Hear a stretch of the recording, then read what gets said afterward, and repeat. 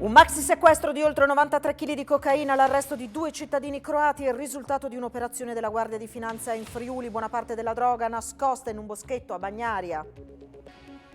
Sparcasse va avanti nell'OPA su Civibank che partirà all'inizio di aprile. Ai soci storici un premio fedeltà che si aggiunge ai 6,50 € per azione e ai 20 centesimi del dividendo verso 2 liste per il CDA.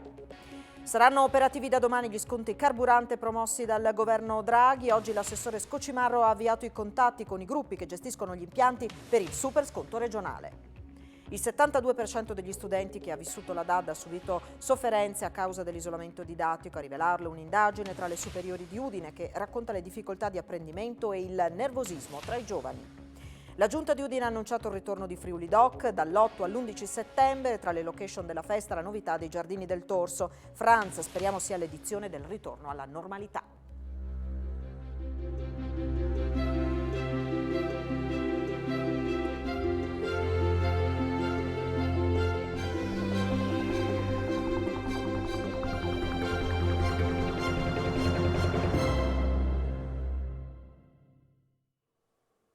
A tutti voi buonasera, ben trovati a questa edizione del telegiornale di Telefriuli che apriamo parlando di un maxi sequestro di droga operato dalla Guardia di Finanza. Oltre 93 kg di cocaina trovati nascosti in un boschetto in Friuli. Vediamo.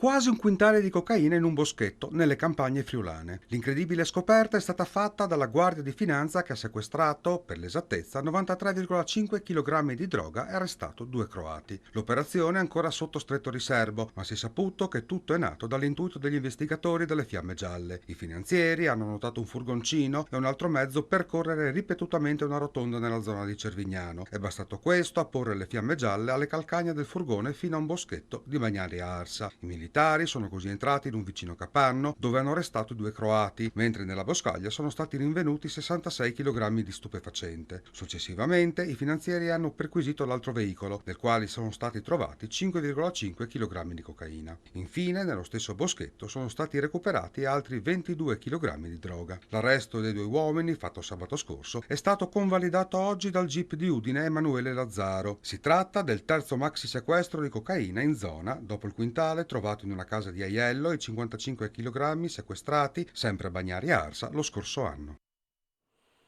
Terribile incidente nel primo pomeriggio di oggi ad Azzano Decimo, uno scontro tra un camion e 2 auto, 4 le persone rimaste ferite, una gravemente, tutte estratte comunque vive dalle lamiere accartocciate.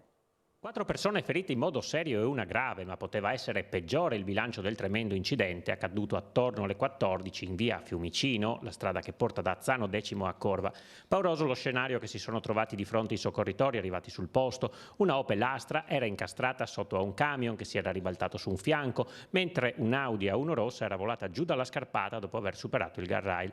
Frenetico e tempestivo l'intervento del personale del 118, arrivato con 3 ambulanze e l'elisoccorso, così come quello dei vigili del fuoco di Pordenone e di San Vito al Tagliamento, che hanno lavorato con i divaricatori e le pinze oleodinamiche per estrarre il guidatore del mezzo pesante rimasto incastrato nell'abitacolo e portato all'ospedale di Pordenone con l'ambulanza, così come il guidatore dell'Astra.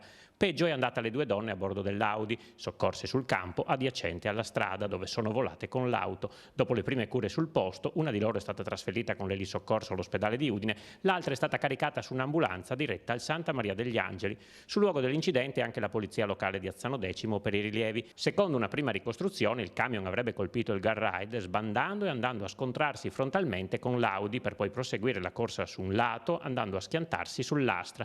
La strada è stata chiusa per un paio d'ore e il traffico ha subito forti rallentamenti.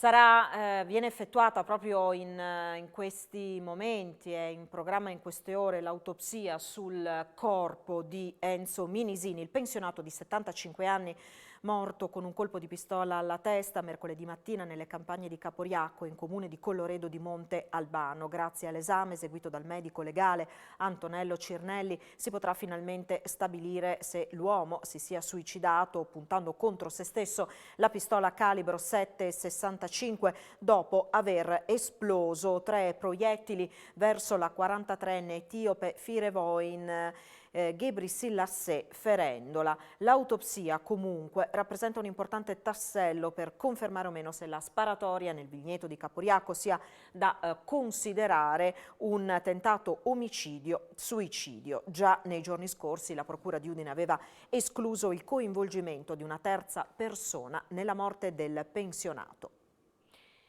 Gli esami tossicologici non hanno fornito elementi nuovi sulla morte di Liliana Resinovic, prenderebbe corpo l'ipotesi del suicidio. Niente sonniferi o medicinali che ne abbiano alterato lo stato psicofisico. Gli esami tossicologici sulle matrici biologiche del corpo di Liliana Resinovic non hanno fornito elementi in più rispetto a quanto gli inquirenti ritengono possa essere avvenuto, ovvero che la donna sia deceduta senza che ci siano stati elementi esterni.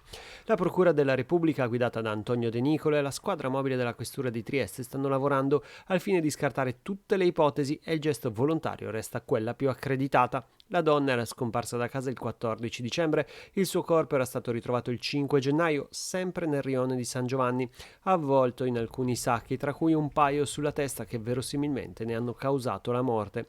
Non c'erano segni di trascinamento del corpo o segni di violenza sullo stesso, il risultato dell'analisi tossicologica ha fatto emergere solamente tracce di un multivitaminico, di un'aspirina e di una tachipirina, ma non con concentrazioni tali da poter alterare il suo stato psicofisico. Nello stomaco sono state poi ritrovate tracce della colazione con caffè e uvetta.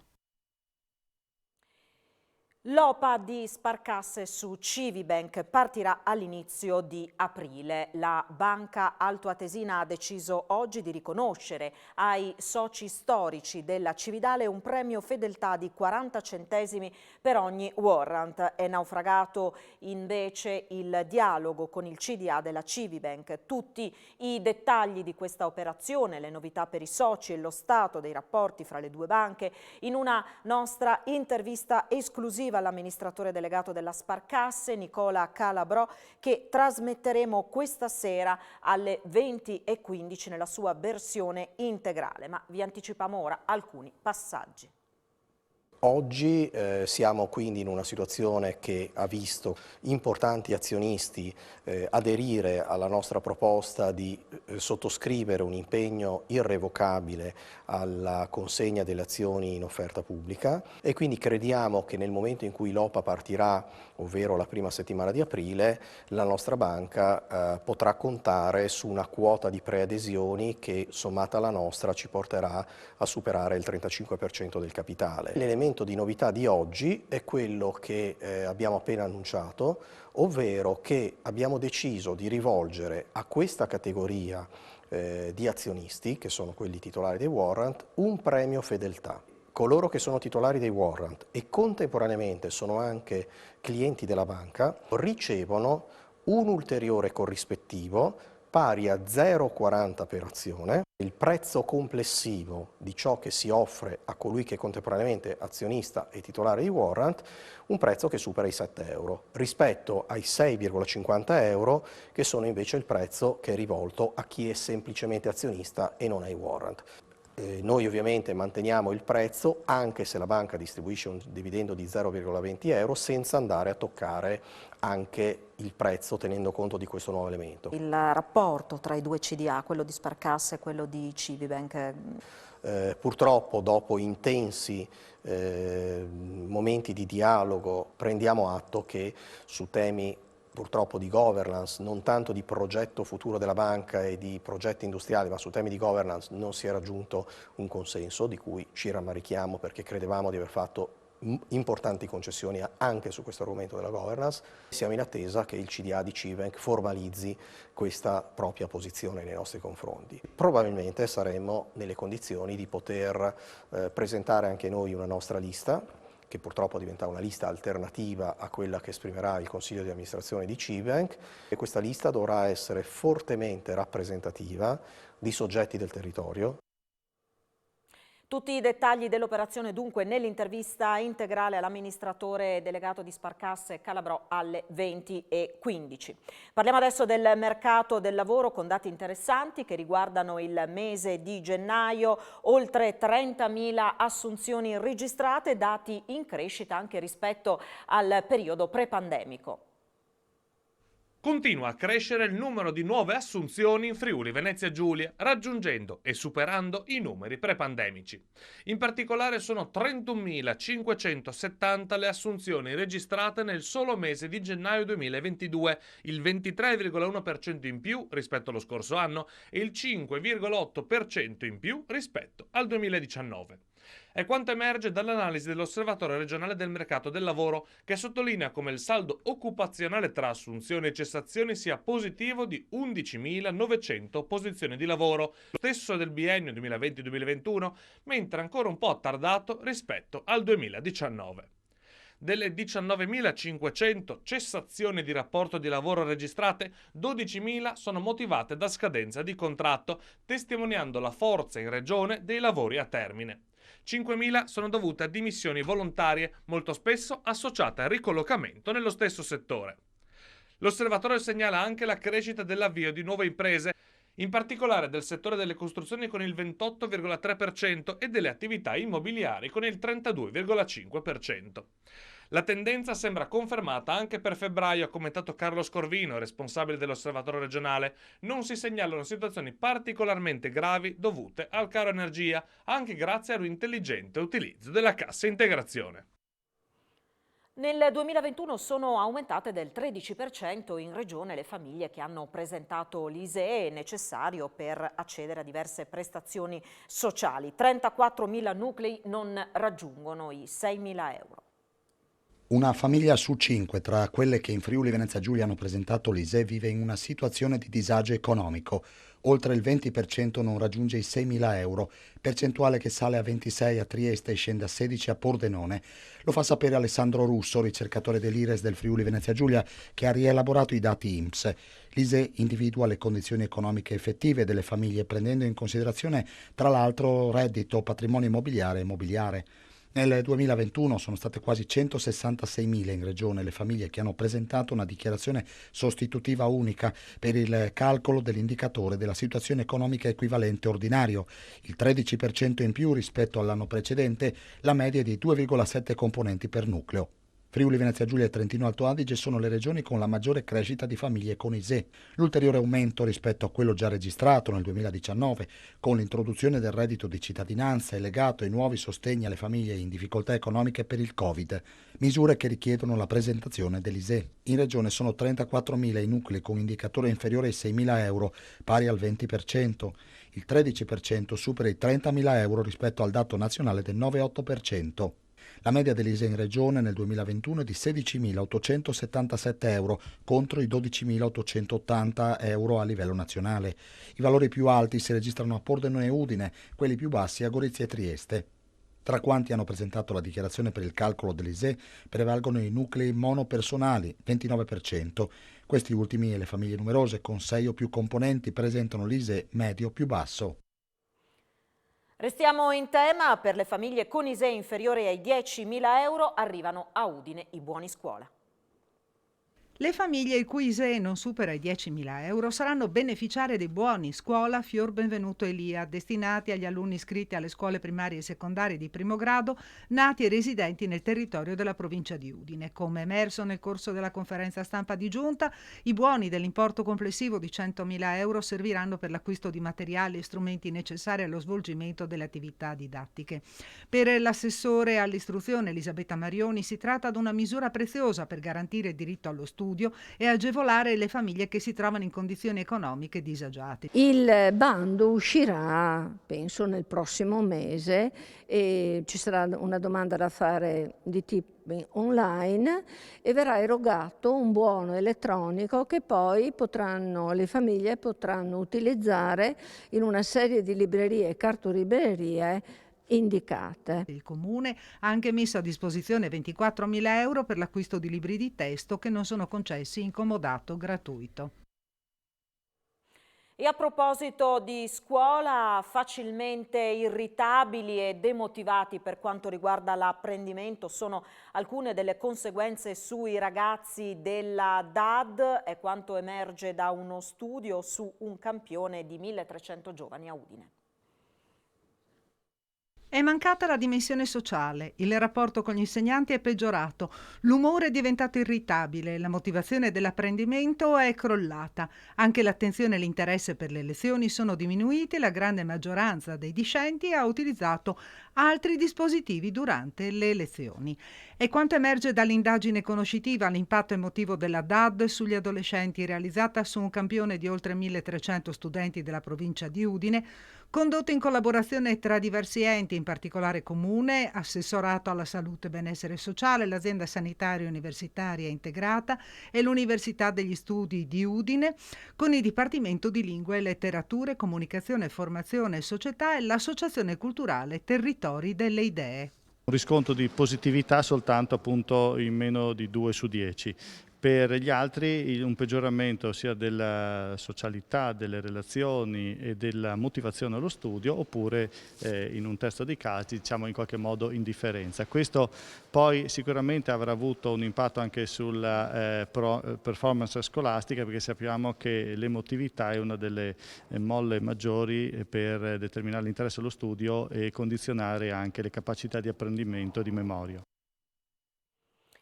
Saranno tecnicamente operativi da domani gli sconti carburante promossi dal governo Draghi, mentre oggi l'assessore e la Regione, attraverso l'assessore Scoccimarro, ha avviato una serie di contatti con i gruppi che gestiscono gli impianti per arrivare attesissimo super sconto regionale. L'obiettivo è di arrivare in giunta venerdì con il nuovo super sconto carburante della Regione Friuli Venezia Giulia, che si andrà ad aggiungere ai 25 centesimi di riduzione del costo di benzina e diesel, che sarà operativo da domani e voluto dal Premier Mario Draghi.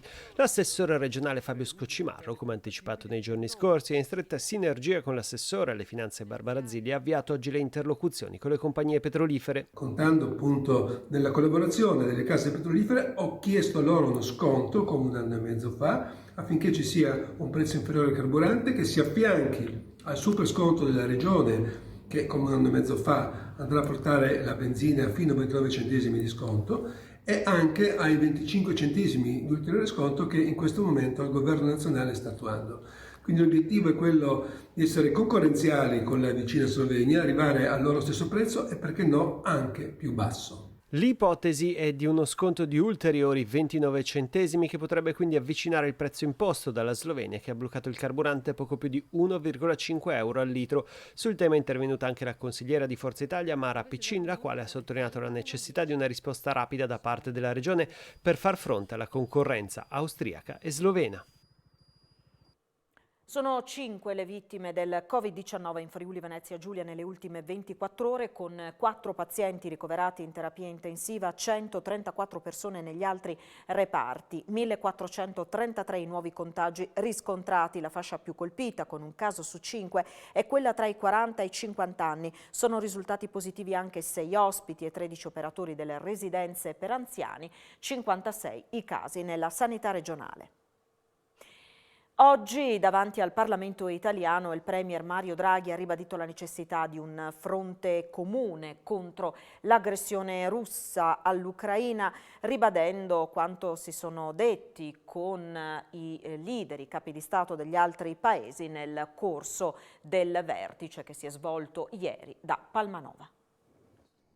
L'Ucraina ha il diritto di essere sicura, libera, democratica. L'Italia, il governo, il Parlamento e tutti i cittadini sono con voi, Presidente Zelensky. Con queste parole, alla presenza del premier ucraino Zelensky, Mario Draghi ha ribadito come il fronte occidentale si sia compattato ancora di più dopo la telefonata di ieri dalla centrale operativa della protezione civile di Palmanova tra lo stesso Draghi, il presidente degli Stati Uniti Joe Biden, il presidente francese Emmanuel Macron, il cancelliere francese Olaf Scholz e il primo ministro britannico Boris Johnson. I leader hanno riaffermato l'importanza della unità di intenti e di azione dimostrata di fronte alla guerra in Ucraina e alle sue ripercussioni. Di fronte alla grave emergenza umanitaria si sono impegnati a coordinare gli sforzi per aiutare la popolazione in fuga dal conflitto o bloccata in patria, e in questo contesto si rafforza ancora di più il ruolo strategico della protezione civile, che prosegue la spola con la Slovacchia per assicurare l'assistenza ai profughi. Sono soprattutto da parte di studentesse le richieste di aiuto che arrivano all'Università di Udine dall'Ucraina. L'Ateneo Friulano si è organizzato per accogliere docenti e studenti in fuga dalla guerra e si propone come ambasciatore di pace tra i paesi in conflitto. L'Università di Udine è pronta a rispondere all'appello lanciato in favore delle popolazioni che soffrono a causa della guerra e si è mobilitata per ospitare studenti e ricercatori in fuga. I primi arrivati con la loro famiglia sono Ganna Stovpchenko e Lev Medovar, 2 professori del Patton Welding Institute di Kiev. Saranno in Ateneo come visiting professor grazie a un progetto di ricerca del professor Fabio Miani e saranno ospitati da Pietro Piussi, docente dell'Università di Firenze, che ha messo a disposizione la propria casa a Tricesimo. Intanto l'Ateneo udinese continua a ricevere richieste di aiuto. Soprattutto studentesse che hanno lasciato il paese. Questa disponibilità degli atenei regionali e dei conservatori è stata pubblicata su numerose piattaforme web, appunto per dare assistenza agli studenti ucraini. L'università è nettamente schierata contro ogni forma di guerra e di discriminazione, indipendentemente da chi causa questa guerra o questa discriminazione. Noi quindi siamo per il dialogo tra le parti, abbiamo collaborazioni con diversi paesi europei, comprese anche la Russia, ed è nostra intenzione proseguire in queste collaborazioni in futuro proprio per riaprire un canale di dialogo e favorire, per quanto ovviamente ci è possibile, una forma di pacificazione tra le parti.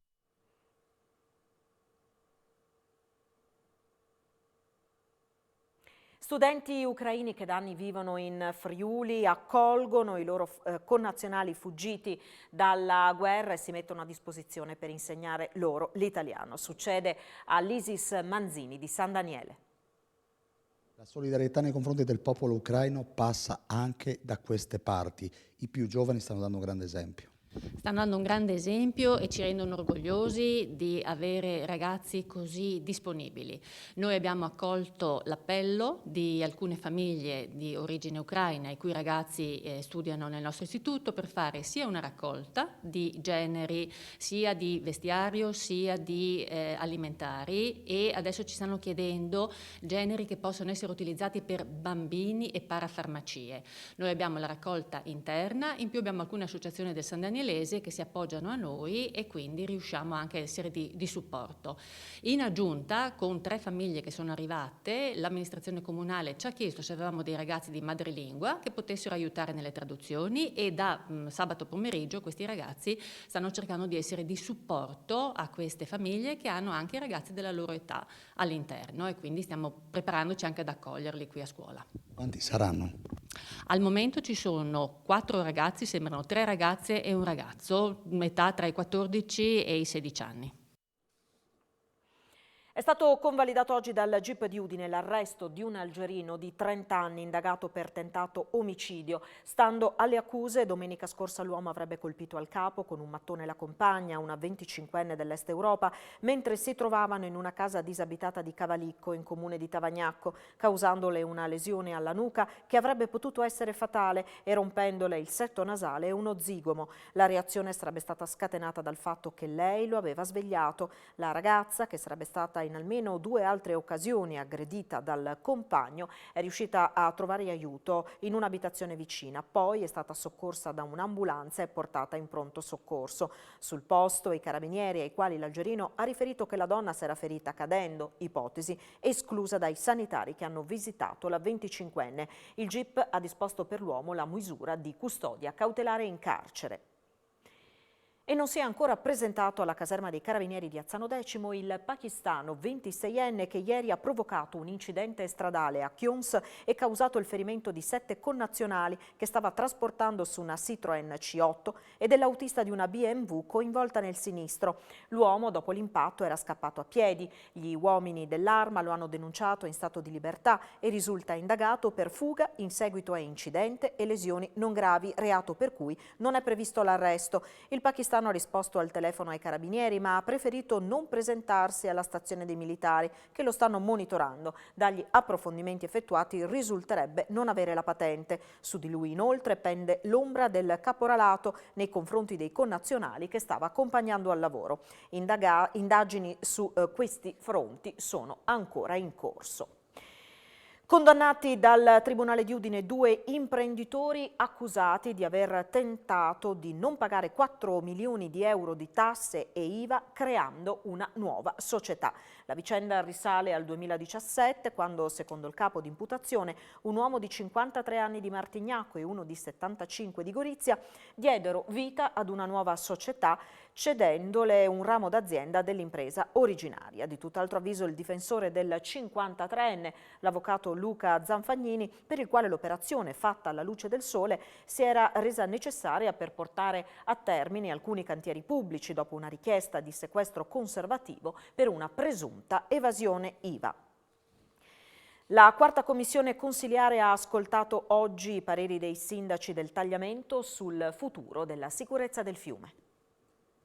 Sono nettamente contrari i 22 sindaci rivieraschi del Tagliamento alla traversa di Pinzano, l'opera idraulica che nei piani della regione dovrebbe salvaguardare la Tisana dalle piene del fiume. E lo hanno ribadito davanti alla quarta commissione consiliare, chiedendo un piano diverso che possa salvaguardare non solo la sicurezza, ma anche l'aspetto ambientalistico.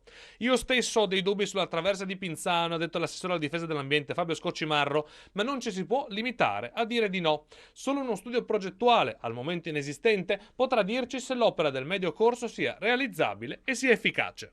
Tutti gli studi che sono stati effettuati dopo le alluvioni che ha subito la Tisana nel 65 e del 66 abbiano determinato in un certo quantitativo d'acqua quello che dalla Tisana in giù può essere gestito e pertanto il surplus d'acqua che arriva deve essere necessariamente trattenuto per il tempo necessario prima di la Tisana. Territorio che non ha mai imposto nessun tipo di opera, ha solo questa necessità di riuscire a gestire un quantitativo d'acqua possibile. Ma come temevamo, dopo più di 50 anni siamo ancora qui a parlare di un nuovo tavolo per discutere quelle che dovranno essere le opere sul Tagliamento per mettere in sicurezza ambiente, ma soprattutto i cittadini e le comunità che vivono nei dintorni del fiume. Un assegno da oltre 80.000 euro è stato consegnato oggi in municipio a Pordenone da Adespara, l'associazione antiviolenza Voce Donna, che così pensa all'acquisto di una propria sede. Ammonta a oltre 80.000 euro la raccolta fondi promossa da Adespara nell'ambito del progetto Il Mondo ha bisogno delle donne, sostenuto da Comune di Pordenone, Regione e Questura. L'assegno è stato consegnato in municipio all'associazione Voce Donna. Sono molto emozionata del risultato ottenuto. Devo ringraziare tutte le cassiere e cassieri della Despar che in questo periodo hanno illustrato e bene a quanto sembra le finalità di questa iniziativa. Adesso dovremmo fare una seria riflessione su come spenderli. Uno dei nostri sogni era quello di acquistare una sede. Visto l'importo così importante, prenderemo in considerazione questa opzione. Una somma importante, frutto del lavoro dei cassieri Despara e della generosità dei clienti. 210.000 micro donazioni, quindi alle casse dei nostri negozi, le nostre colleghe cassiere, i nostri colleghi per oltre 200.000 volte hanno spiegato il progetto, hanno raccontato per quale motivo chiedevamo l'arrotondamento dello scontrino e il risultato è tale che ci fa capire che i nostri clienti hanno capito subito che l'iniziativa è un'iniziativa lodevole. Un plauso è arrivato anche dal vice sindaco Emanuele Loperfido, dall'assessore regionale Tiziana Gibelli e dal questore di Pordenone Luca Carocci. Sono state definite le date della prossima edizione di Friuli Doc, kermesse in scena dall'8 all'11 settembre. La macchina organizzativa del Comune di Udine si è già messa in moto per Friuli Doc, che si svolgerà dall'8 all'11 settembre. Per l'occasione la Corte di Palazzo Florio, la Loggia del Leonello, la Corte e i locali al piano terra di Palazzo Morpurgo, via Mercatovecchio saranno sede di attività programmate di concerto con Regione, Università di Udine, Conservatorio Tomadini, Confcommercio, Confartigianato, CNA, Coldiretti e Confesercenti.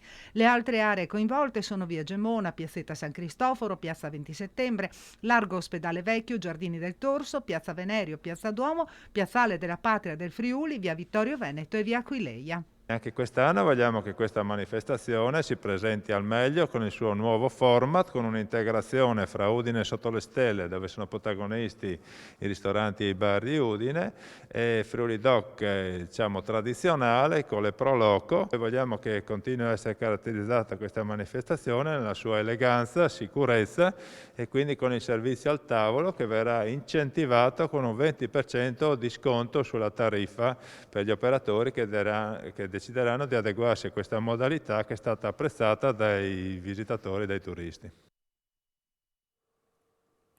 Termina qui questa edizione del nostro telegiornale. Tra pochissimo il notiziario sportivo, a seguire le previsioni del tempo a cura di Antonino Renda. Vi ricordo questa sera alle 21 l'appuntamento con lo Scrigno. Buon proseguimento di serata, arrivederci.